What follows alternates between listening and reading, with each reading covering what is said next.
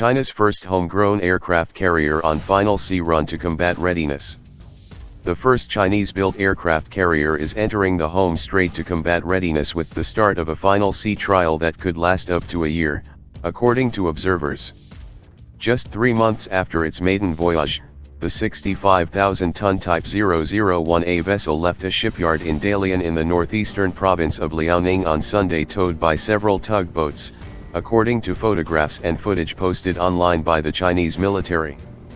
The aircraft carrier headed out to the Yellow Sea 2 days after a Type 055 guided missile destroyer, the region's most advanced and biggest destroyer, and the carrier's likely escort, also started its maiden sea trial. 5 facts about China's Type 055 destroyer, guardian of the new aircraft carrier. Military analysts said that the carrier's second sea trial could take between 6 and 12 months, but that the ship could be ready to be handed over to the Chinese Navy by October 1 next year for the 70th anniversary of the establishment of the People's Republic. The vessel made its maiden voyage over 5 days from May 13. A trip that sources told the South China Morning Post involved a test to ensure there were no leaks below the waterline. This time the focus will be on testing the endurance of the new aircraft carrier's propulsion system. The communications, command, damage control, lift operations, and weapon systems will also be examined at Hong Kong-based military expert Song Zhongping said. Song said the giant vessel would be handed over to the People's Liberation Army, PLA, Navy soon after it completed the second trial. If everything runs smoothly this time, it's very likely the Type 001A will formally join the PLA Navy before next year's National Day, he said. Beijing-based naval expert Li Jie said the second trial might include some simulated and experimental takeoff and landing operations for helicopters or even the J-15 carrier-based fighter jet.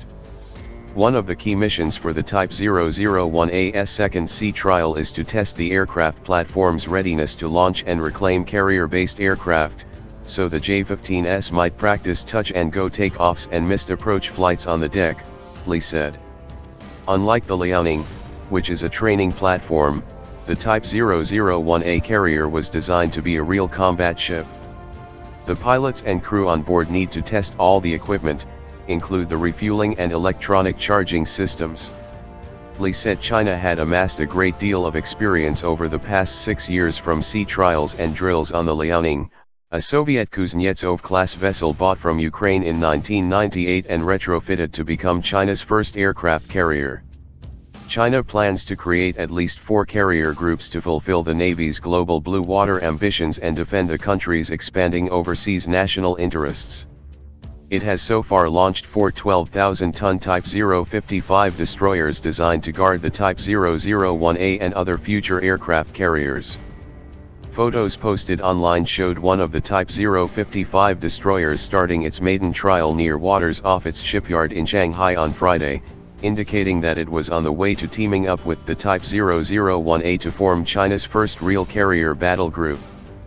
The destroyer is equipped with air defense, anti-missile, anti-ship and anti-submarine weapons, and was built in parallel with the Type 001A and China's next-generation carrier with advanced electromagnetic aircraft launch system, according to Li and Song. The Type 055 destroyer can incorporate a full electric propulsion system, meaning it could become a platform for the country's first railgun once it is ready, Song said, adding that China had plans to build more of the destroyers. The breadth of China's strategic security will expand from land to sea when the Type 055 joins the carrier battle group. The Liaoning has been docked in Dalian since May for major repairs, after 6 years in service as the country's first carrier training platform.